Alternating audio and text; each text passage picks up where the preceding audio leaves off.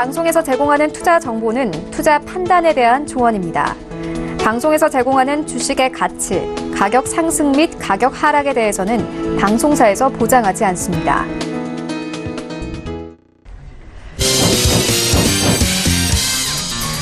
네, 오늘 주요 헤드라인 소식입니다. 삼성전자의 3분기 영업이익이 17조 5,700억 원으로 분기 사상 최대치를 기록했습니다. 중저가 스마트폰 판매량의 감소로 모바일 부분의 부진한 실적이 이어진 반면 반도체 부분이 전체 영업이익의 80%를 육박하면서 실적 호조를 견인한 것으로 나타났습니다. 신세계그룹이 온라인 사업 확대를 위한 1조 원 규모의 투자 유치를 확정했습니다. 이에 따라 올 연말까지 신세계와 이마트의 온라인 사업부를 물적 분할해 내년 1분기 온라인 법인을 신설하고 오는 2023년까지 온라인 법인의 매출 10조 원을 달성해 전자상거래 업계 1위로 도약하겠다고 밝혔습니다. 신한금융지주가 아시아신탁을 인수하고 부동산 신탁업에 진출합니다. 먼저 지분 60%를 인수하고 나머지 40%는 2022년 이후 취득 금액과 시기를 결정하기로 한 가운데 신한금융지주는 부동산 서비스 사업 라인을 보강해 향후 그룹사와의 시너지를 확대하겠다고 밝혔습니다.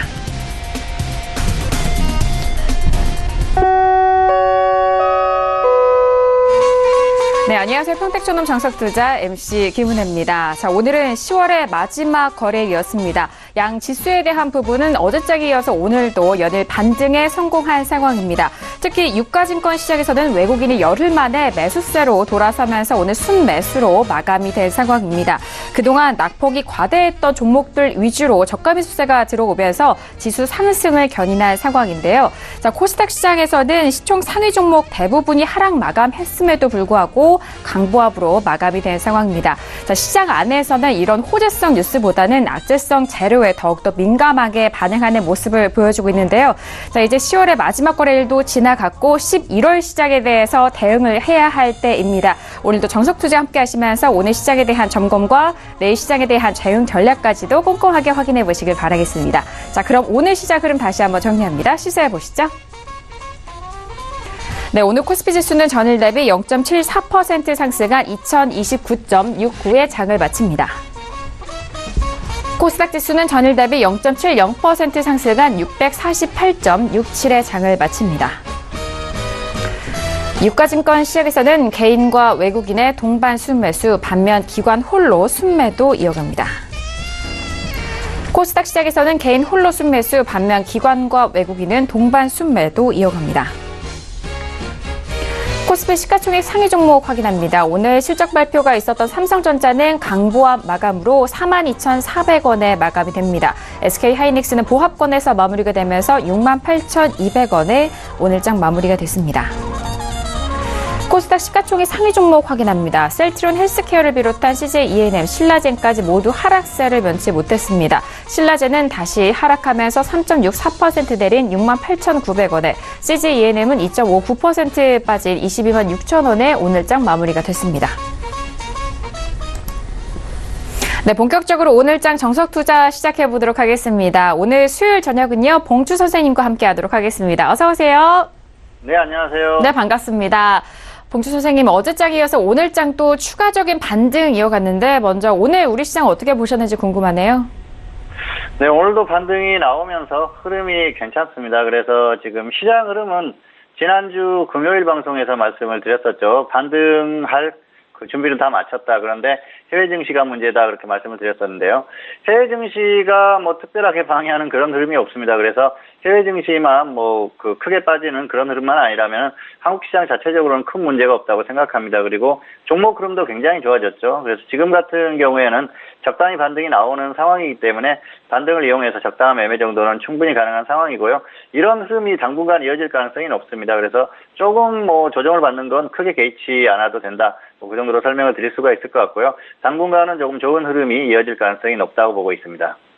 네, 당분간은 해외 증시에 대해서 긍정적으로 흘러간다면은 우리 증시 역시 반등을 노려볼 수 있는 자리인 것 같습니다. 전일장의 뉴욕 증시도 모두 3대 지수 모두 상승으로 마감이 됐고요. 오늘 중국 증시 역시나 1% 넘는 상승으로 대외적인 이런 환경을 좀 조성을 해주고 있는 상황인 것 같습니다. 그 안에서 우리 시장 대응 전략 잘 다시 한번 꼼꼼하게 확인해 보시길 바라겠고요. 자, 그럼 1교시로 바로 들어가 보도록 하겠습니다. 오늘의 1교시는 업종의 이해 시간입니다. 자, 이번 시간을 통해서 굵직하게 업종에 대한 특징과 이 특성을 또 다시 한번 좀 구분을 해주셔서 여러분들이 대응하시기에 유용하게 설명을 도와드리는 시간인데요. 오늘은 어떤 업종과 함께 만나볼까요? 봉주 선생님, 오늘 배워볼 업종 설명해 주시죠. 네, 오늘 살펴볼 업종은 코스피 유통업입니다. 유통업 코스피 016번이죠. 그래서 유통업인데요. 유통업 같은 경우에는 굉장히 좀 안정적인 기업들이 많은 그런 업종입니다. 그래서 가장 큰 특징이라고 하면은 역시 안정성을 말씀드릴 수가 있겠죠. 유통업 그 이름에서 알 수 있듯이 일반적인 그 제조업 그 기업들과는 좀 다르죠.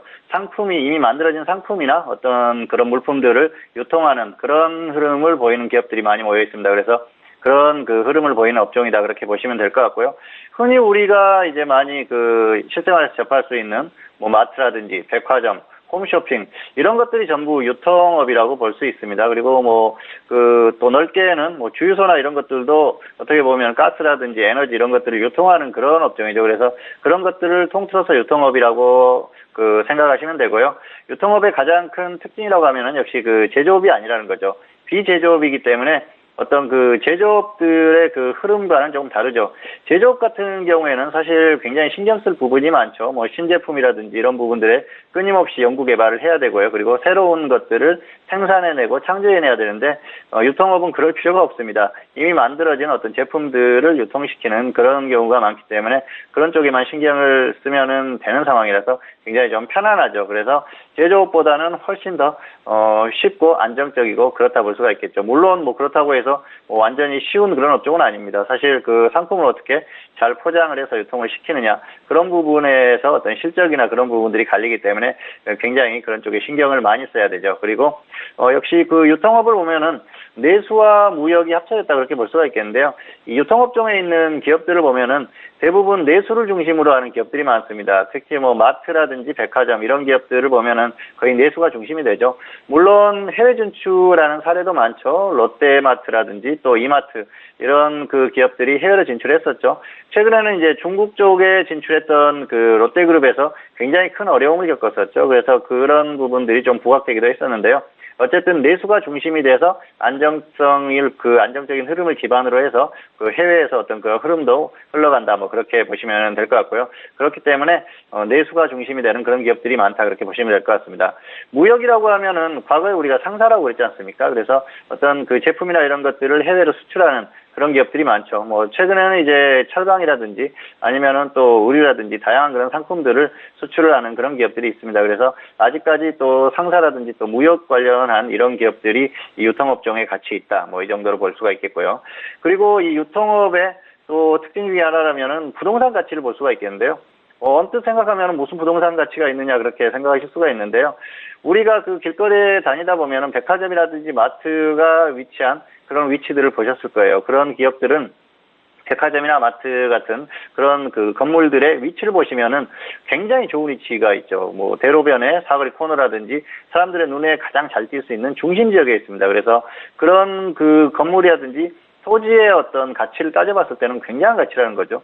과거에 그 롯데그룹의 그 백화점이나 마트가 건물을 증축하지 않아서 한동안 좀 이슈가 됐었던 그런 적이 있었는데요. 그만큼 어마어마한 가치를 가지고 있는 것들이 바로 이 유통업종에 있는 그 대기업들의 어떤 그런 가치다 그렇게 볼 수가 있겠습니다. 그리고 뭐 물론 그 어떤 상품을 제조해서 판매하는 그런 기업들도 있습니다. 그런데 대부분이 이 유통 관련한 그런 기업이다 그렇게 보시면 될 것 같고요. 흐름이 굉장히 안정적입니다. 사실 제조업이라고 하면은 어떤 그 상품을 끊임없이 새로운 상품을 그 생산을 해야 되고 또 계속 추구를 해야 되는데 그런 그 뭐 R&D라든지 또 연구개발 이런 거에 그 크게 신경 쓸 필요가 없는 그런 흐름이기 때문에 안정적인 흐름을 계속 흘러간다는 거죠. 그래서 어떤 기반을 정확히 다져놓으면은 계속해서 그런 흐름을 보이기 때문에 굉장히 안정적인 흐름을 보이는 기업들이 모여 있다 그렇게 보시면 될 것 같습니다. 그래서 뭐 롯데그룹이라든지 또 이마트라든지 이런 그 기업들을 보면 굉장히 안정적이고 좋은 흐름을 보이고 있어요. 그래서 향후에도 이런 흐름들이 이어질 가능성이 상당히 높습니다. 그리고 최근의 흐름을 보면은 역시 그 면세점 관련주들이 유통업 쪽에 많이 있는데요. 면세점 관련주들의 등락이 계속 나오는 흐름이었는데 사실 뭐 중국과 관련해서 그런 흐름들은 계속해서 반복될 수밖에 없습니다. 그래서 그런 부분들이 좀 이슈가 됐지만은 안정적인 흐름을 보이는 그런 기업들이 있다. 뭐 그 정도로 생각을 하시면 될 것 같고요. 면세점 관련주들은 향후에도 그런 어떤 이슈라든지 이런 것들에 의해서 움직일 가능성이 높으니까 그런 점을 좀 참고하시면서 대응하시면은 무리가 없을 것 같습니다. 그리고 유통업 쪽은 딱히 현재로서는 큰 뭔가 그 메리트나 이슈가 없어요. 그래서 가격 조정이 정말 컸을 때 그리고 지수가 정말 크게 다운되고 이 종목들이 같이 다운됐을 때는 지수 저점에서 지수가 반등할 때 묻어둘 만한 기업들이 상당히 많습니다. 왜냐하면은 안정적인 흐름을 보이는 기업들이 많기 때문에 지수가 가는 만큼 이상의 수익을 안겨줄 수 있는 기업들이 바로 여기에 있다. 그렇게 설명을 드릴 수가 있을 것 같습니다. 조금 더 자세히 살펴보도록 하겠습니다. 네, 지금 업종 지수가 나오고 있는데요. BGF부터 휠라코리아까지 이렇게 굉장히 많은 기업들이 있습니다. 주요한 기업들의 흐름을 좀 살펴보도록 하겠습니다. BGF가 BGF와 BGF 리테일로 나눠졌죠. BGF 리테일이. 그래서 이 BGF 같은 경우에 좀 기억을 해두실 만한 그런 기업이고요. 이원은 역시 그 LPG를 유통하는 그런 기업입니다. 그래서 뭐 유통업종에 있는 그런 상황입니다. 그리고 GS 리테일, 편의점 관련주죠. 그리고 앞에서도 언급했었던 상사주 중에 하나인 LG 상사가 있고요. 또 LS 네트워크스, 뭐 신바지라든지 의류 이런 것들을 유통하는 우리가 흔히 그 접할 수 있는 프로스펙스 메이커가 바로 LS 네트워크스에서 유통하는 그런 그 제품이다 그렇게 보시면 될 것 같고요. SG 세계물산 같은 경우에는 뭐 테마로 움직이는 그런 종목입니다. 그리고 또 면세점 관련주로 움직였던 SK 네트워크스, 그리고 STX가 여기도 있네요. STX는 일종의 어떤 그 상사주라고 볼 수가 있겠는데요. 과거에 어떤 추억이 있는 분들이 굉장히 많을지 않을까. 그리고 아픔도 안겨줬던 그런 기업인데 언젠가는 한번 흐름을 보일 가능성이 높습니다. 이게 출자 전환되면서 대주주가 바뀌었어요. 그래서 그런 그 종목들은 한 번쯤 언젠가 흐름이 나오기 때문에 좀 기억을 해 두실 필요가 있다. 그렇게 설명을 드릴 수가 있을 것 같습니다. 자, 그리고 동서 같은 경우에는 뭐 동서식품 생각하시면 되죠. 자회사가 동서식품인데요. 커피믹스에서 엄청나게 좋은 그 실적을 보이는 그런 기업이고요. 또 차 종류라든지 이런 것들 다양한 식품을 유통시키는 그런 기업입니다. 그리고 역시 유통업종의 최강자라고 할 수 있는 롯데그룹주의 롯데쇼핑, 하이마트가 롯데그룹의 인수가 되면서 엄청난 그 시너지 효과를 기대했는데 아직까지 그 정도는 아닌데 점차 좋아지는 흐름이 나오고 있습니다. 그래서 언젠가는 한번 좀 폭발적인 흐름을 보일 가능성이 있다 그렇게 보고 있고요. 삼성물산을 빼놓고 얘기할 수는 없겠죠. 삼성그룹의 대표적인 기업이고요. 역시 그 에버랜드가 결국은 그 최상의 어떤 지배구조에 위치해 있었는데 결국은 삼성물산이라는 이름으로 지금 그런 그 위치에 있다. 뭐 그 정도로 보시면 될 것 같습니다. 그리고 뭐 무역, 삼형무역이라든지 이런 이름들이 쭉 나오죠. 세우글로벌도 있고요. 그리고 신세계, 역시 신세계를 언급하지 않을 수가 없겠죠. 신세계 인터내셔널은 의류를 뭐 유통하는 그런 기업입니다. 신세계그룹의 의류 유통 기업이다. 그 정도로 그냥 간단하게 인식을 하시면 될 것 같습니다. 그리고 역시 그 홈쇼핑, NS쇼핑도 있네요. 그리고 또 뭐 영업무역도 최근에 좀 그 의류 관련주들이 굉장히 좋은 흐름을 보였었는데 그 중에 하나다. 그렇게 보시면 될 것 같습니다. 테마주로 많이 움직였던 우리들 휴브레인이나 뭐 이렇게 윌비스, 취업 관련주로도 움직이는 그런 기업이죠. 그래서 이 윌비스 같은 경우에 좀 약간 좀 재미있는 기업이다 그렇게 표현할 수가 있겠고요. 이마트가 있습니다. 이마트, 뭐 롯데마트 굉장히 그 라이벌 구조인데요.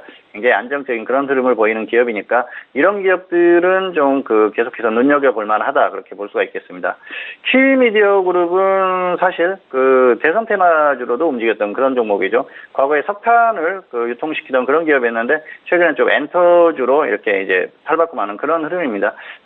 한 번쯤 움직임을 보일 가능성이 높은데 아직까지는 꽤 큰 움직임이 없는 그런 흐름입니다. 그리고 포스코 대우 인터내셔널 포스코 그룹에서 인수를 했죠. 철강 제품이라든지 또 자원 개발 그런 사업을 하는 그런 기업이고요. 화장품을 유통하는 한국 화장품 그리고 뭐 논란이 많았던 한샘도 있고요. 그리고 하나갤러리아 타임월드 역시 면세점 관련주 중에 대표적인 종목 중에 하나로 인식을 하시면 될 것 같습니다. 그리고 현대백화점 그리고 뭐 현대홈쇼핑 또 해외는 테마주로 움직이는 종목이죠. 그리고 호텔신라는 뭐 워낙 좋은 기업이기 때문에 잘 설명이 필요 없을 것 같고요. 휠라코리아 이 정도까지 보시면 될 것 같습니다. 자, 이 종목들을 관심 종목에 넣어봤는데요. 유통업종은 움직임이 있을 때 같이 움직이는 경우가 많습니다. 특히 같은 사업을 하는 그 기업들끼리 같이 움직이기 때문에 이 그 업종에 있는 종목들은 항상 이렇게 같이 좀 살펴볼 필요가 있다. 그렇게 설명을 드리겠고요. 기업들의 흐름에 대해서도 간략하게 살펴보도록 하겠습니다. 휠라코리아는 뭐 어마어마한 기업이죠. 왜냐하면은 이게 지사가 본사를 인수한 케이스예요. 그래서 휠라코리아가 휠라 본사를 인수해서 어마어마하게 좋은 그런 그 실적들을 보여주고 있는, 실적이 계속해서 상승하는 그런 흐름이에요. 그래서 굉장히 좋은 흐름을 보였는데요. 이제는 또 너무 과도한 상승을 했다. 그 정도로 설명을 드릴 수가 있을 것 같습니다. 호텔신라 같은 경우에는 역시 흐름 자체가 굉장히 좋죠. 그래서 그 면세점 관련주들이 좀 이렇게 출렁일 때도 실적이 워낙 그 좋아지는 흐름이기 때문에 계속해서 좋은 흐름을 보였다가 이제 좀 꺾이는 흐름입니다. 그런데 역시 과도한 상승세를 보였었기 때문에 당분간은 조금 관망세로 접하는 게 좋겠다. 그렇게 볼 수가 있겠고요. 하나갤러리아 타임홀드는 면세점 관련주라고 말씀드렸는데요. 실적이 이렇게 좋은 기업은 아닙니다. 그래서 뭐 이슈나 이런 것들로 좀 움직이는 그 정도로 보시면 될 것 같습니다. 자, 포스코대우는 굉장히 안정적인 기업이죠. 포스코라는 뒷배경이 있기 때문에 워낙 안정적인 그런 그 흐름을 보이는 그런 그 기업이고, 또 철강 제품이라든지 이런 것들을 또 유통하는 그런 기업입니다. 그리고 뭐 이마트를 보지 않을 수가 없겠죠. 이마트도 굉장히 좋은 흐름이죠. 사실 뭐 이렇게 좋은 기업들을 보면은 지분 구조를 보시면은 항상 국민연금이 들어있어요. 그래서 국민연금이 있으면 안정적인 기업이구나, 그 정도로 생각하셔도 뭐 무난하다, 그렇게 볼 수가 있겠죠. 신세계 같은 경우에도 흐름 자체는 굉장히 좋습니다. 백화점을 중심으로 해서 좋은 흐름을 보이고 있으니까 역시 그 이 기업들의 흐름을 살펴보면은 굉장히 안정적인 흐름이라는 걸 볼 수가 있습니다. 삼성물산은 좀 아쉬운 기업이죠. 사실 그 기대만큼 그 주가의 흐름은 나오지 못하는데요. 당분간은 좀 이렇게 좀 지지부진한 흐름을 보일 가능성이 높습니다. 기업 흐름은 물론 뭐 말할 필요가 없겠죠. 굉장히 좋은 흐름이고요. 롯데 하이마트 실적이나 이런 부분들이 점차 좋아지고 있습니다. 그래서 언젠가는 폭발력이 한번 나올 가능성이 높다. 그리고 롯데쇼핑. 자, 롯데쇼핑 같은 경우는 최근에 뭐 중국 쪽에서 고생하면서 좀 흐름이 약간 안 좋은 면이 있습니다만, 그렇다고 하더라도 굉장히 안정성이 뛰어난 기업입니다. 그래서 항상 그 유통업종의 대표적인 기업, 그리고 지수가 정말 크게 다운됐을 때 반드시 관심 가져야 할 그런 기업 중에 하나다. 그렇게 설명을 드릴 수가 있겠습니다. 자, 주요한 기업들의 그 흐름을 살펴봤고요. 그리고 BGF 같은 경우에는 이 편의점 관련주인데요. 이 종목은 여러 가지 면에서 언젠가는 한번 좋은 흐름을 보일 가능성이 높기 때문에 항상 관심권에 두시기 바랍니다. 자, 차트를 보면서 조금 더 설명을 드리겠습니다. 유통업종의 어떤 흐름은 특별한 그런 흐름은 없어요. 그런데 안정적인 흐름을 보이는 그런 그 흐름을 보입니다. 그리고 사실 지수하고 거의 연동하지만은 기업들, 그 대표적인 기업들이 어떤 흐름에 따라서 움직이기 때문에 최근의 흐름 자체는 지수하고 조금 역행하는 그런 흐름을 보였었죠. 그래서 지수와 거의 연동을 하지만은 어떤 기업들의 그 주가라든지 이런 것들이 한계에 왔을 때는 지수와 상관없이 움직임이 나오는 그런 흐름이다. 뭐 그 정도로 보시면 될 것 같고요. 자, BGF는 앞에서도 언급했듯이 뭐 흐름 자체가 그렇게 좋지는 않습니다. 그런데 언젠가는 한번 크게 부각될 만한 그런 기업이다. 뭐 이 정도로 설명을 드리겠고요. 롯데 하이마트는 뭐 생각했던 만큼의 시너지 효과는 나오지 않는 그런 흐름입니다. 하지만은 점점 실적이라든지 이런 부분들이 좋아지고 있기 때문에 관심을 가질 만한 그런 기업이고요. 관심권에 항상 좀 기억을 해둘 만합니다. 롯데쇼핑은 워낙 안정적인 기업이죠. 최근에 중국 쪽에서 어려움을 겪었습니다만 이건 좀 일시적인 그런 부분이고요. 오히려 중국에서 철수한 게 향후에 더 좋은 흐름을 보일 가능성이 상당히 높다. 그렇게 보고 있습니다. 그리고 역시 이런 종목들은 정말 그 지수 저점에서 지수가 반등이 나올 때 그때 묻어두면은 안정적으로 수익을 보일 수 있는 그런 기업이기 때문에 롯데쇼핑 같은 경우에는 반드시 좀 기억을 해 두실 필요가 있습니다. 그리고 자, 이마트를 보실까요?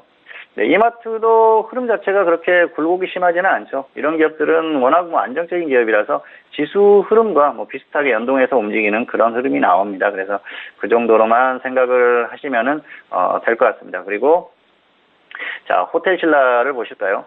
호텔신라를 보시면은 사실 뭐 굉장히 한번 탄력을 받았을 때는 엄청난 흐름을 계속 유지하는 그런 경향을 보여요. 왜냐하면은 실적이나 이런 부분들이 굉장히 좋습니다. 그리고 외국인이나 기관들이 매수가 꾸준히 들어오는 기업이에요. 그래서 탄력이 한번 붙었을 때는 계속해서 이런 탄력을 유지한다는 거죠.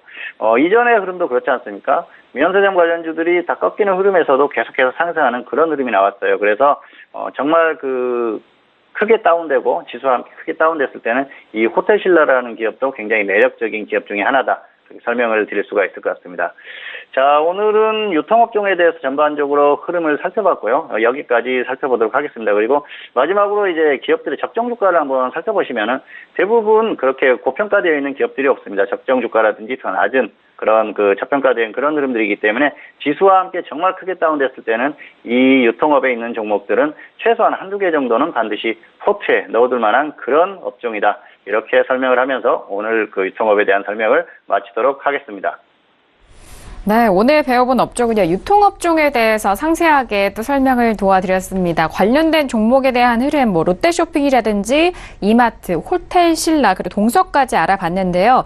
적정 주가를 좀 확인을 해보니까 이들 대부분의 종목들이 좀 저평가되어 있는 국면입니다. 그렇기 때문에 지수가 크게 또 빠졌을 때 이들 업종들 위주로 좀 종목들 관심 있게 살펴보시면서 매수를 또 해보신다면은 좋은 결과로, 좋은 매매로 나아가실 수가 있으니까요. 그 부분 꼭 기억하셔서 지수의 상황에 따라서 이 종목들 공략해 보시길 바라겠습니다.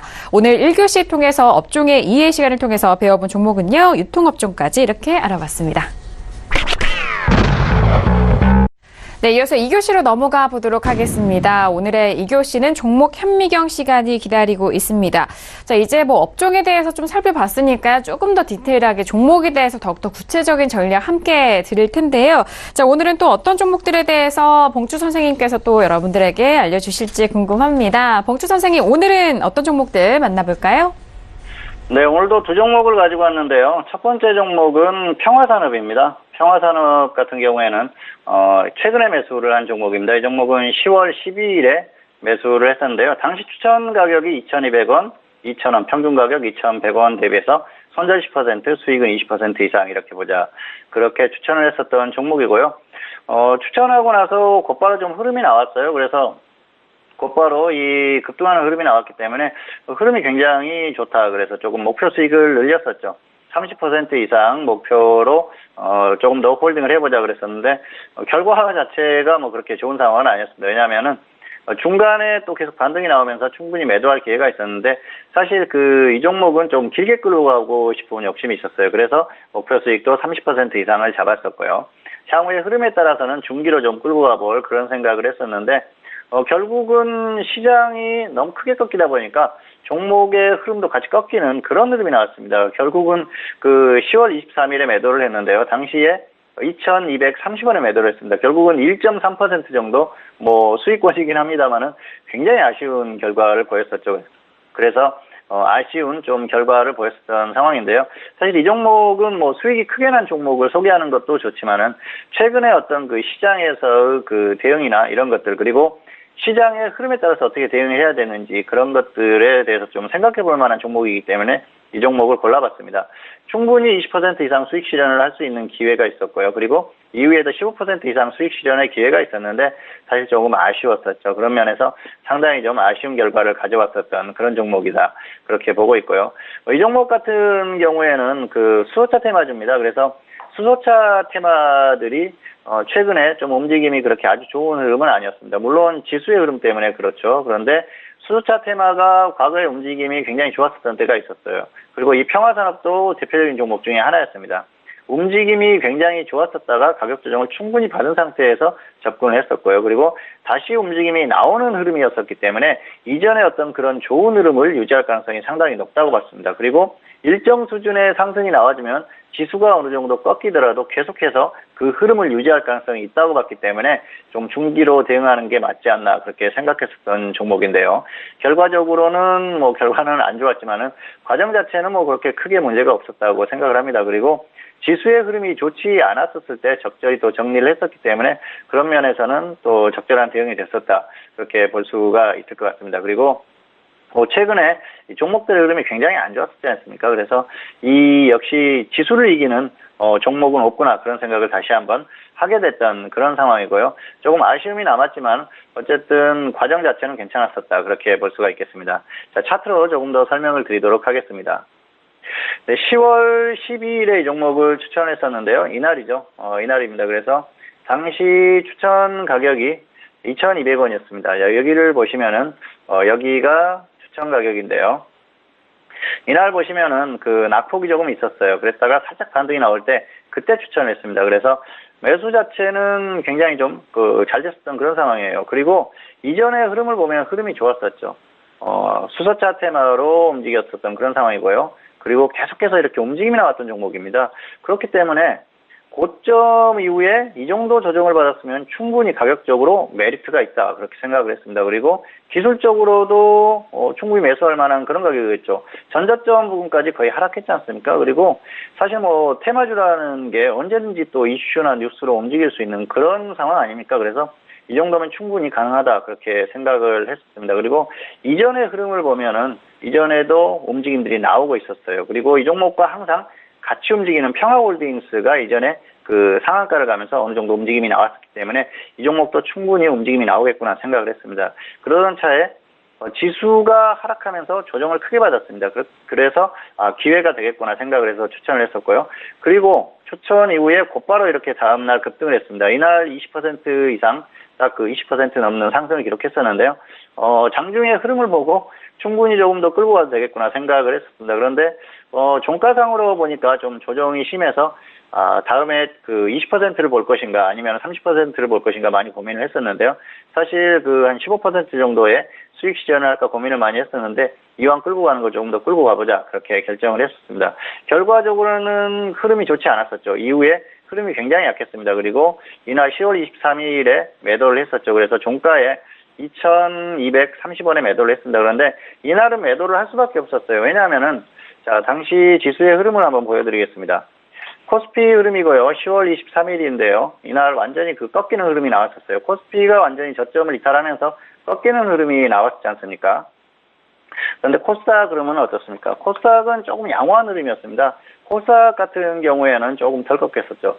저점을 이탈하지 않는 그런 흐름이었었지만 코스피의 흐름을 봤을 때는 시장이 무너지는 흐름이었거든요. 그래서 시장이 무너질 수 있다고 하면은 이 코스닥도 따라갈 수밖에 없기 때문에 결국은 종목들도 따라갈 수밖에 없겠구나 그렇게 생각을 했습니다. 그래서 결과적으로는 잘한 판단이었다고 생각을 합니다. 이후에 쭉 하락했었기 때문에 결국은 결과적으로 좋은 판단이었다고 생각을 하고요. 그래서 역시 시장을 이기는 종목은 없구나 그런 생각을 다시 한번 하게 됐었고요.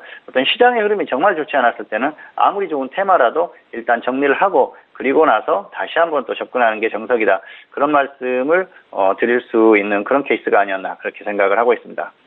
두 번째 종목은 아이리버인데요.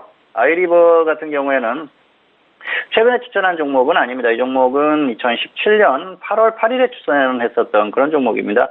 이 종목은 6,100원, 5,500원, 그리고 평균가 5,800원 대비해서 선절 10%, 수익 20% 이렇게 그 추천을 했었던 그런 종목이고요. 이 종목 같은 경우에는 당시에 어떤 그 흐름이 나왔던 게 뭐 다양한 이슈가 있었습니다. 직전에 그 SM이 2대주주로 올랐어요. 그래서 지분 투자를 하면서 그 SM과 아이리버 그리고 SK텔레콤 이런 쪽에 어떤 그 시너지 효과에 대한 기대감 그런 것들이 나오면서 급등을 했었다가 조정을 받은 상태였어요. 그래서 조정받기를 기다렸다가 접근을 했었던 그런 상황이고요. 그리고 8월 22일이었죠. 그리고 나서 플러스 10%의 매도를 했었는데요. 당시에 이제 또 10% 이상 상승을 하니까 플러스 20%나 플러스 10% 먼저 오는 쪽에서 정리를 하자 그렇게 그 전략을 전달했었죠. 그래서 여러분들도 그 가끔 가다가 그 매매를 하다가 어느 정도 상승이 나왔는데 애매하다 그랬을 때는 아래나 위로 이렇게 걸어놓고 대응을 해보시는 것도 괜찮습니다. 무조건 수익 실현을 하되 그 아래나 위에 목표가를 정해놓고 거기에 왔을 때 아래가 먼저 걸리면 아래에 매도를 하고 더 조정받았을 때는 다시 한번 접근 가능하고요. 위에서 매도했을 때는 충분한 수익 실현을 한 후에 그 제대로 조정을 받으면 다시 한번 접근을 하기 때문에 그런 전략도 괜찮다. 그리고 아이리버가 그런 케이스였다는 거죠. 그래서 당시에는 이제 플러스 10%가 먼저 오면서 정리를 했었고요. 당시 어떤 그런 흐름들을 보면 충분히 접근할 만한 그런 상황이었습니다. 그리고 그 아이리버 같은 경우에는 이전에도 SK텔레콤에서 인수를 하면서 어마어마하게 급등했었던 그런 흐름이 있었고요. 그리고 이 종목을 추천했을 당시에도 SM에서 지분 투자를 하면서 그런 어떤 그 기대감으로 강한 상승세가 나왔었는데 충분히 단기적으로 접근할 만한 그런 상황이었죠. 그래서 중장기로 끌고 가는 거에 대한 고민은 해볼 필요가 있었지만은 단기로는 충분히 접근 가능하다는 그런 상황이었다는 거죠. 그래서 당시에 추천을 해서 수익 실현을 했었던 그런 상황입니다. 자, 차트로 조금 더 설명을 드리도록 하겠습니다. 아이리버의 차트인데요. 8월 22일이죠. 2017년 8월 22일인데요. 자, 8월 22일이면은 8월 12일이죠. 네. 그래서 8월 8일이군요. 8월 8일이면은 네, 이날입니다. 이날 추천을 했었는데요. 당시 추천 가격이 6,100원입니다. 그래서 6,100원에 추천을 하고 매수가 됐습니다. 매수가 되고 나서 다음날 바로 급등이 나왔었어요. 그런데 20%를 가지 않아서 일단 홀딩을 시켰습니다. 그래서 장중에 20%까지 좀 노려보자 했는데 약간 좀 모자랐어요. 그리고 나서 좀 조정을 받은 이후에 더 상승을 하면서 이 8월 22일에 결국은 매도를 했었는데요. 이날 상승이 나오면서 플러스 20%나 플러스 10% 먼저 오른쪽에 정리를 하자고 했는데 아래쪽에 먼저 매도가 됐죠. 그리고 결국은 정리를 하고 나서 조정을 받기를 기다렸는데 단기에 조정이 오지 않았어요. 단기에 조정이 왔다면 접근하려고 했는데 그런 흐름이 나오지 않으면서 조금 기다리다가 한번 그 흐름을 계속 살펴보다가 관망했었던 그런 상황이고요. 이 종목은 역시 이전에 좋은 흐름이 나오고 충분히 조정을 받았었기 때문에 접근을 단기적으로 충분히 접근할 만한 그런 상황이었었죠. 그래서 시청자분들도 이런 흐름 급등이 나왔다가 조정을 받았을 때는 단기적으로 한 번쯤 접근해보는 어떤 이슈가 있는 종목들은 충분히 가능하다 그런 설명을 드리고 싶습니다. 그래서 오늘은 두 종목을 다 살펴봤는데요. 역시 평화산업이나 아이리버 매매하는 과정에서는 큰 문제가 없었습니다. 그런데 수익이 났을 때 적절히 수익 실현하는 그런 부분에 대해서는 조금 더 고민이 필요하고요. 시장의 어떤 흐름에 따라서 좀 적절히 대응이 필요하다 그런 설명을 드리면서 오늘 종목 현미경 시간은 마치도록 하겠습니다. 네, 오늘 종목 현미경 시간을 통해서 알아본 종목입니다. 일단 평화산업과 그리고 아이리버에 대해서 다시 한번 복귀 내용을 전달을 해드렸습니다. 종목 현미경 시간에 이렇게 두 가지 종목에 대해서 좀 분석을 도와주시면서 이 종목에 대해서 그리고 관련된 테마와 관련된 업종에 대한 부분을 함께 좀 참고를 하시면서 다음 매매 때 크게 좀 활용해 보시길 바라겠습니다. 자, 이어서 선생님 질문 있을 시간으로 넘어가 보도록 할게요. 오늘도 다양한 질문들 많이들 접수를 해 주셨는데요. 자, 먼저 첫 번째 질문부터 확인해 보도록 하겠습니다. 자, 첫 번째 질문은요, 이월드입니다. 유튜브로 어제장에 좀 올려주신 시청자분이신데요. 이월드를 매수가 1,790원에 비중 10% 질문이셨습니다. 오늘장 이월드 종가 먼저 확인하죠. 자, 이월드는요, 오늘 5% 넘게 올라오면서 1,900원에 마무리가 된 상황입니다. 자, 그럼 이월드에 대해서 학점 먼저 확인해 볼까요? 네, 학점은 A고요. 수익은 15% 플러스 15%를 노리시거나 하락하면 1,600원에 한번 추가를 하십시오. 그래서 추가되면은 손절 10%, 수익 15%이 정도만 노리시면 될 것 같습니다. 매수를 굉장히 잘하셨어요. 이 정도면 잘하신 겁니다. 그래서 매수를 잘했고 그리고 결과도 좋죠. 어쨌든 비중이나 이런 것들도 괜찮기 때문에 A를 드렸고요. 자, 차트로 조금 더 설명을 드리도록 하겠습니다. 1,790원인데요. 1,790원이면은 여기입니다. 그래서 지금 언뜻 보면은 그렇게 가격이 좋지 않아 보일 수도 있는데요. 일단 단기 흐름이 나왔습니다. 충분히 단기 탄력이 있었죠. 그리고 나서 고점에서 조정을 받을 때까지 기다렸습니다. 그래서 여기에서 아래에서 매수를 했기 때문에 지금 최저점은 아니죠. 그렇다고 하더라도 이 정도면은 충분히 매수를 잘한 겁니다. 그래서 매수를 잘했기 때문에 A를 드린 상황이고요. 이 종목은 대북 테마주예요. 그래서 단기 탄력 가능성이 있습니다. 여기서 탄력이 나오면은 15% 정도 짧게 수익 실현하고 조정받으면 다시 접근하고 이런 것들을 반복하십시오. 대북 테마는 추세적으로 끌고 가기에는 조금 불안한 감이 있기 때문에 뉴스로 급락하고 또 최근에 지수가 안 좋을 때 급락했지 않습니까? 그래서 끌고 가는 것보다는 단기 매매만 반복하시는 게 좋을 것 같고요. 하락하면은 1,600원에 한번 추가를 하십시오. 그래서 단가를 확실히 낮춰서 손절 10%, 수익 15%, 이 정도만 보시면 좋을 것 같고요. 그냥 가면 수익 15%, 이 정도만 정리를 하시면 좋을 것 같습니다. 네, 이월드는 첫 번째 질문인데 A 학점으로 확인이 된 상황입니다. 수익은 15% 또는 1,600원에 10% 추가 후에 손절은 마이너스 10%고요. 수익은 앞서서 말씀드렸듯이 목표가는 15%에 대한 대응 전략 정리를 해드리도록 하겠습니다. 이렇게 되면은 A 학점을 받으셨기 때문에 금주의 장학생 후보로도 또 거론이 될 수가 있습니다. 아쉽게도 유튜브로 올려주셨거든요. 김윤숙 시청자분께서는 저희 샵 0082번으로 다시 한번 좀 연락처와 함께 기재를 도와드리면은요, 금주의 장학생 선정이 되셨을 때 그때 또 저희가 또 상품 드리고 있으니까요. 다시 한번 꼭 샵 0082번으로 연락 주시길 바라겠습니다. 자, 이어서 다음 질문으로 넘어가 볼게요. 다음 질문은요, 끝자리 0001님이 보내주신 질문입니다. 삼성전기를 매수가 14만 5,500원에 비중은 90% 실으신 질문입니다. 자, 먼저 삼성전기 오늘장 종가 확인하시죠. 자, 삼성전기는요, 오늘 2% 넘게 밀리면서 11만 8천원에 오늘장 마무리가 된 상황입니다. 자, 봉주 선생님, 삼성전기는 어떻게 보실까요? 네, 학점은 F고요. 손절 마이너스 10% 반등했을 때, 그리고 하락하면은 저점 이탈 시에 손절하시기 바랍니다. 본전까지 기다리지 마시고요. 적당히 정리를 하시자는 거죠. 매수가가 좋지 않았고요. 비중이 너무 많습니다. 그래서 좀 좋지 않은 매매다 생각할 수가 있겠고요. 차트로 설명을 드리겠습니다.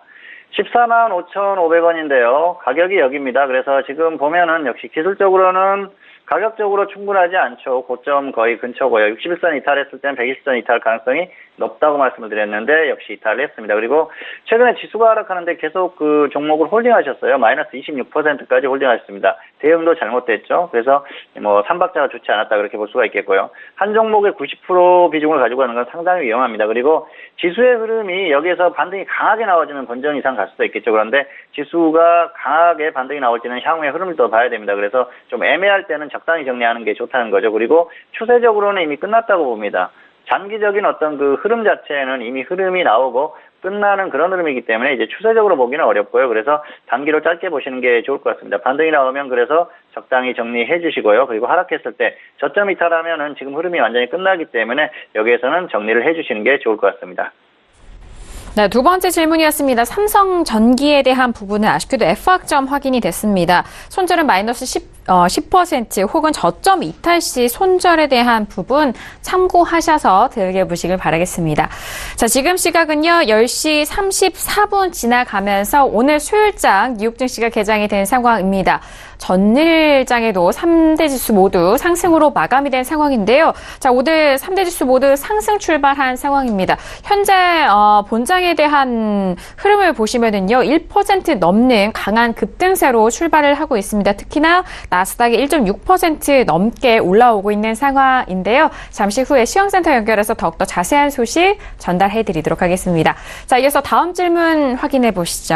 다음 질문은요, 끝자리 1928님의 질문입니다. KB금융을 매수가 59,000원에 비중 20% 질문 주셨습니다. KB금융 오늘장의 종가 확인하시죠. 자, 오늘은요, 2% 넘게 밀리면서 47,400원에 마무리가 된 상황입니다. 봉주 선생님, 이 질문에 대해서 학점 어떻게 될까요? 학점은 A고요. 그 상승하면은 본전 매도 하시고요. 하락했을 때는 손절 마이너스 10% 하시기 바랍니다. 매수를 굉장히 잘했어요. 이 정도면은 매수를 굉장히 잘한 겁니다. 차트로 설명을 드리겠습니다. 59,000원에 매수를 하셨죠. 여기에서 매수를 하셨는데요. 뭐 이 정도면은 지금 최저점이지 않습니까? 그리고 최근에 또 지수 반등 가능성이 있었기 때문에 여기에서 매수하는 건 정상적이에요. 굉장히 잘한 겁니다.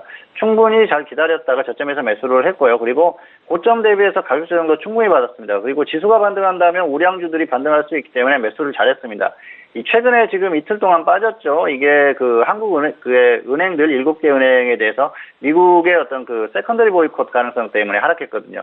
일단은 악재가 있기 때문에 그런 부분이 뭐 실행이 되든 안 되든 악재가 있는 상태입니다. 그래서 반등이 나와주면 이랬을 때는 본전에 일단 매도하고 상황을 봐야 되고요. 그리고 더 하락하면 일단 손절하고 끊어주자는 거죠. 그래서 지금 상황 때문에 이렇게 하락했지만 매수 자체는 잘해서 A를 드렸고요. 그리고 대응 자체는 여기에서는 너무 미련 갖지 말고 손절 10%나 아니면 본전 매도 이후에 잠시 관망하면서 상황을 지켜보는 게 좋을 것 같습니다.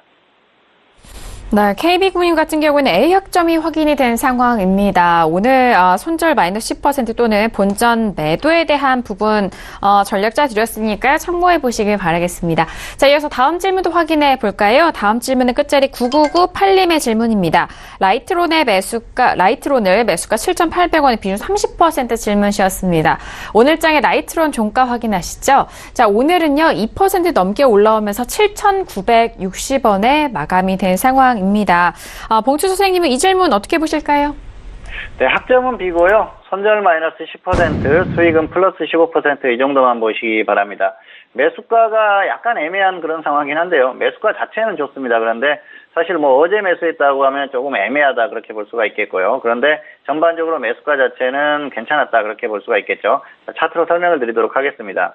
7,800원인데요. 여기에서 매수를 하셨어요. 그래서 가격적으로 보면은 뭐 이 정도면 충분히 가능하죠. 그런데 뭐 어제 매수를 했다고 하면은 이건 조금 잘못된 매수인데요. 그랬을 것 같지는 않은데요. 어쨌든 그렇다고 하더라도 가격 자체가 그렇게 큰 문제는 없습니다. 왜냐하면은 고점 기록하고 충분히 조정을 받았고요. 그리고 계속해서 횡보하는 흐름이 나왔었어요. 그래서 이런 흐름이 나왔을 때는 주가가 크게 이렇게 빠지는 그런 흐름이 아니었기 때문에 여기서 매수를 해볼 만하다는 거죠. 그리고 수소차 테마로 움직이는 종목입니다. 그래서 테마로 움직일 수 있기 때문에 그 상승에 대한 그런 기대를 해볼 수는 있겠다. 다만 뭐 여기에 지금 그 최근의 흐름을 보면은 강하게 움직이는 그런 흐름은 아니죠. 그리고 수소 차트에마도 그렇게 강한 흐름은 아니기 때문에 일단은 잘 버티기는 하지만은 수익에 대해서는 좀 보수적으로 보고요. 그리고 하락했을 때는 손절가를 지키자는 거죠. 개별주입니다. 결국은 차트를 보면서 대응을 하시면 되고요. 손절 10%나 수익 15% 일단 짧게 대응을 하시고 향후에 어떤 그 흐름이 좀 특정적인 흐름이 나왔을 때는 그때 상황을 봐서 다시 한번 접근하시는 게 좋을 것 같습니다. 네, 라이트론에 대한 학점은 비학점으로 확인이 됐습니다. 수익을 조금 보수적으로 접근하셔야 될 것 같은데요. 손절은 마이너스 10%고요. 수익은 15% 짧게 잡아드렸으니까요. 참고해 보시길 바라겠습니다. 자, 여기서 다음 질문도 확인할게요. 다음 질문은요. 끝자리 4462님의 질문입니다. 덕산 네오룩스를 매수가 15,500원에 비중은 60% 질문을 주셨습니다. 덕산 네오룩스 오늘의 종가는요. 오늘 약보한 마감이고요. 12,350원에 마감이 된 상황입니다. 자, 덕산 네오룩스 질문 주셨는데 이 질문에 대한 학점 어떻게 될까요? 네, 학점은 D고요. 손절 마이너스 10%나 마이너스 30% 먼저 온 쪽에서 정리를 하시는 게 좋을 것 같습니다. 현재도 거의 뭐 20% 정도까지 하락했어요. 마이너스 19% 정도 하락했는데요. 크게 미련 가질 필요 없습니다. 흐름 자체가 좋지 않기 때문에 지금 강하게 반등이 나오기는 좀 어렵다 그렇게 볼 수가 있겠죠. 그리고 뭐 반도체나 OLED 쪽 관련주들이 최근에 움직임이 그렇게 좋지가 않습니다. 그래서 그런 부분에서 큰 기대를 하기는 좀 어렵습니다. 매수는 잘하셨어요. 그런데 대응 자체가 잘못됐고요. 비중도 좋지 않습니다. 차트로 잠깐 설명을 드리겠습니다. 15,500원인데요. 여기에서 매수를 하신 겁니다. 그러면은 지금 정도 가격이면 충분히 매수가 가능합니다. 일종의 예측 매수라고 할 수가 있는데요. 뭐 전저점 부분이지 않습니까? 충분히 매수를 해볼 만한 그런 상황이었죠. 상승 추세에서 120선 이하였었고요. 가격적으로도 충분히 조정을 받았습니다. 그런데 지금 흐름을 보면 추세적으로 완전히 무너졌어요. 최근에 버티지 못하고 또 하락하지 않습니까? 그리고 뭐 지수가 반등이 조금 나오는 상황에서도 강한 반등은 나오기가 어려운 그런 흐름입니다. 그렇기 때문에 추세가 완전히 무너진 종목이기 때문에 저점을 확인하고 다시 한번 접근을 해야 되는 그런 상황이고요. 당분간은 뭐 흐름이 그렇게 강하게 나올 것 같지 않습니다. 관련한 종목들도 그렇고요. 그래서 흐름 자체가 그렇게 강하지 않기 때문에 단기에 반등이 나와줬을 때 적당히 정리를 하는 게 좋을 것 같습니다. 지금 낙폭이 있어서 반등이 나왔을 때 본전까지 가기에는 좀 무리고요. 한 번 정도 마이너스 10% 정도 반등이 나오면 적당히 정리해 주시고요. 여기에서 더 하락하면 흐름이 완전히 끝나는 겁니다. 그래서 마이너스 30% 오면은 마이너스 30%예요. 그래서 마이너스 10%나 마이너스 30% 먼저 오는 쪽에서 정리를 하시는 게 좋을 것 같습니다. 네, 덕산 네오룩스는 D학점으로 확인이 된 상황입니다. 손절은 마이너스 10% 또는 덕도 하락시 마이너스 30% 먼저 오는 가격대에 대응해 보시길 바라겠습니다. 오늘도 선생님 질문 있을 시간을 통해서 다양한 질문들에 대한 상담 함께 도와드렸습니다. 저희가 말씀드린 내용에 대해서는요, 투자 판단에 대한 조언입니다. 해당 상품의 가치와 수익률을 보장하지 않는다는 점 다시 한번 유의해 주시길 바라겠습니다.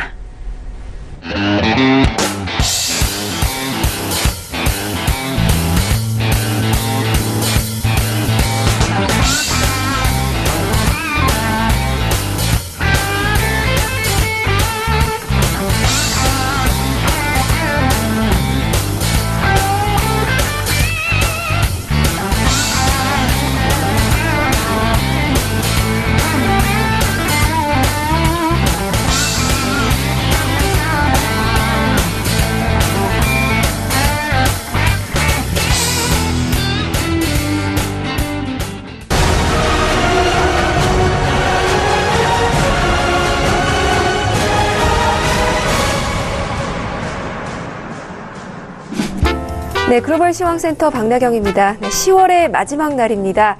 네, 증시 최악의 달 10월도 이제 오늘 마지막인데요. 네, 11월을 앞둔 만큼 또 다양한 또 이슈들과 함께 더욱더 미국 증시 상황 주목받고 있습니다. 네, 오늘 개장 소식은요. 오늘 3대 지수 모두 상승 출발을 했습니다. 특히 다우지수 250포인트 정도 개장하면서 상승했다는 소식 볼 수 있는데요. But stocks are still headed for big October losses 라고 볼 수 있습니다. 하지만 10월 동안에 너무 많은 급락이 있기 때문에 이 부분을 상쇄하기에는 아직은 좀 역부족이다라는 분석 나오고 있습니다. 오늘의 이런 증시 상승의 배경에는요. 또 아무래도 이 실적 발표들과 또 G이사와 또 페이스북이 좀 좋은 성적을 나타냈다라고 상승 견인한 부분을 언급하고 있습니다. 6%가 넘는 부분 이제 주의사 언급이 됐고요. 또 역시 페이스북 역시 4.8% 호실적 나오고 있다라는 이야기 들려오고 있습니다. 하지만 말씀드린 대로 이 10월 동안의 급락분이 너무나 많기 때문에 이 부분을 상쇄하기에는 좀 더 많은 시간이 걸릴 것 같다라는 외신 쪽 이야기 전달 드리도록 하겠습니다. 네, 그러면서 오늘 중국 증시 마감 상황입니다. 네, 중국의 제조업 PMI가 50.2를 기록을 했습니다. 27개월 내 최저치로 집계가 됐는데요. 네, 이 부분에도 불구하고 중국과 홍콩 증시 오늘 상승 마감했다는 소식입니다. 네, 상하이 종합지수 1.35% 상승해서 2602.78에 맞췄고요. 또 선전종합지수도 1.39% 올라서 1294.22에 마감을 했습니다. 네, 홍콩 항생지수도 그리고 H지수도 모두 상승 마감했다는 소식인데요. 네, 이렇게 상하이 증시는 종가 기준 4거래일 만에 2600선을 회복했다는 소식입니다. 네, 전문가들은요, 이 투자자들이 이런 제조업의 지표 부진 등의 이런 부정적인 소식보다는 주초에 발표가 됐죠. 중국 당국의 부양책 소식과 또 무역 갈등의 해결 조짐 이 부분에 대한 기대감으로 상승을 견인했다라는 이야기 들려오고 있습니다. 네, 중국의 증권 당국은 전장 말씀을 드렸죠. 이례적으로 증시 지지 부양책을 발표를 한 바가 있습니다. 네, 그리고 이 트럼프 대통령이 중국과 위대한 합의를 이룰 수 있겠다라는 부분도 계속해서 좀 기대감을 높이고 있다라는 분석 나오고 있고요. 또 한편 중국 증시 업종별로는 소비재와 건강관리 산업재가 크게 올랐다는 소식입니다. 네, 그럼 이어서 일본의 중앙은행의 발표 소식입니다. 네, 정책 금리를 그대로 기존대로 동결하고요. 금리는 당분간 낮은 상태로 유지하겠다는 포워드 가이던스를 유지하기로 발표를 했습니다. 10년 만기 국채 금리 목표치를 0% 정도로 유지를 하고요. 또 당좌 개정 일부에 적용하는 금리는 마이너스 0.1%로 유지하겠다라고 발표를 했습니다. 네, 사실 이 부분에 대해서도 이 BOJ는요, 회계연도 실질 국내 총생산 GDP 성장률을 기존의 1.5%에서 1.4% 정도로 하향을 했고요. 또 근원 소비자 물가지수 CPI 전망치도 기존 1.1% 상승해서 0.9%로 좀 하향 조정을 했다는 소식도 함께 들려오고 있습니다. 네, 성장률 전망에는 거의 변화가 없고요. 이 물가 전망은 다소 하향했다라는 발표 이어지고 있습니다. 한편 구로다 하루이코 일본은행 총재가 발언을 한 부분도 좀 주목이 되고 있는데요. 추가적인 통화 완화 옵션의 금리 인하와 자산 매입 확장 등이 포함된다라고 이야기하고 있습니다. 경기 등의 이런 하방 리스크가 현실화되면 이 통화 정책을 조절할 것이다라는 이야기도 덧붙였는데요. 미국과 중국의 이런 무역 전쟁이 이렇게 일본에 미치는 영향은 좀 제한적인 것 같다라는 발언도 덧붙였습니다. 네, 그리고 BOJ의 통화 정책은요, 환율에 미칠 목적이 전혀 없다는 점도 다시 한번 분명히 했다는 소식입니다. 네, 이어서 지금 말씀드린 일본 은행 총재 발언 부분 지금 기사에서 보실 수 있고요. 또 마지막 경제 지표 언급을 좀 드리도록 하겠습니다. 네, 미국의 10월 민간 부문 고용이 시장의 예상보다 큰 폭으로 증가했다는 소식입니다. 네, ADP 전미 고용 보고서에 따르면 10월 민간 부문의 고용 증가가 22만 7천 명을 나타냈고요. 월스트리트저널이 집계했던 시장 전망치 18만 명을 상회했다는 소식입니다. 네, 이렇게 지난 9월에 민간 고용 증가 23명은요, 21만 8천 명으로 좀 하향 조정이 됐습니다. 또 노동부가 내놓은 9월 비농업부부 고용 증가세는 13만 4천 명이었는데요. 지금 이렇게 이런 지표들이 나오면서 이 트럼프 대통령은 트위터에 계속해서 경제 지표들과 또 중간 선거에 대한 이야기 언급을 하고 있습니다. 네, 말씀드린 대로 11월 정말 하루 앞으로 다가왔는데요. 11월 4일 미란의 5일 제재 부분 그리고 11월 6일 중간 선거 등 빅 이벤트를 앞두고 있습니다. 네, 증시 최악의 달 10월이 지나면서 11월 달에는 또 어떤 증시 상황이 펼쳐질지 더욱더 주목되는 상황입니다. 네, 이상 여기까지 오늘 소식 글로벌 시황센터 박나경이었습니다. 네, 오늘 뉴욕 지수는 3대 지수 모두 상승 출발한 상황입니다. 거기에 굵직한 기업들의 실적 발표 호조에 힘입어서 지수가 탄력을 받아가고 있는 상황인데요. 자, 그렇다면 목요일장인 내일 우리 증시 어떻게 전망을 하시는지 봉주 선생님과 추가적인 이야기 나눠보도록 하겠습니다. 봉주 선생님, 내일장 11월의 첫 거래일입니다. 어떻게 보실까요? 네, 역시 반등이 조금 더 나오지 않을까 생각합니다. 지금은 한국 시장 같은 경우에는 단기적으로는 역시 반등세를 지속하고 있어요. 어제 흐름도 그렇고요. 그리고 오늘 흐름이 이어졌었죠. 전체적인 상황을 보면 좀 조정을 받을 수 있는 그런 흐름이었는데 결국은 오늘 그 장중에 이제 꾸준히 그 프로그램 매수가 유입되는 그런 흐름도 있었고요. 전반적으로 해외 증시가 흐름이 괜찮았기 때문에 좋은 흐름이 나왔다 그렇게 볼 수가 있겠습니다. 지금은 일단 그 미국 시장이나 중국 시장이나 큰 폭의 하락만 없다고 하면은 한국 시장 같은 경우에는 반등세를 조금 더 보일 가능성이 상당히 높습니다. 그래서 지금은 일단 그 반등이 지속된다 그렇게 보시면 될 것 같고요. 큰 변수만 없다면 그런 흐름이 지속될 가능성이 높기 때문에 이런 흐름을 이용해서 적당히 잘 대응하시면 큰 무리가 없을 것 같습니다. 네, 알겠습니다. 외부적인 변수, 일단 방해만 없다면 반등은 지속될 것이다. 이런 단기 반등을 잘 활용해서 여러분들 수익 관리 잘 해보시길 바라겠습니다. 오늘 수요일장은요, 봉주 선생님과 함께 했습니다. 함께 해주신 봉주 선생님과는 여기서 인사 나누도록 하겠습니다. 봉주 선생님 오늘 말씀도 감사합니다. 네, 감사합니다. 네, 오늘도 다양한 소식들 정석투자를 통해서 전달을 해드렸습니다. 저희가 말씀드린 내용에 대해서는요, 투자 판단에 대한 조언이고요. 해당 상품의 가치와 수익률을 보장하지 않는다는 점 다시 한번 유의해 주시길 바라겠습니다. 오늘 저희가 준비한 소식과 내용은 여기까지고요. 저희는 내일 이 시간 10시 다시 돌아오도록 하겠습니다. 함께해 주신 여러분 오늘도 고맙습니다.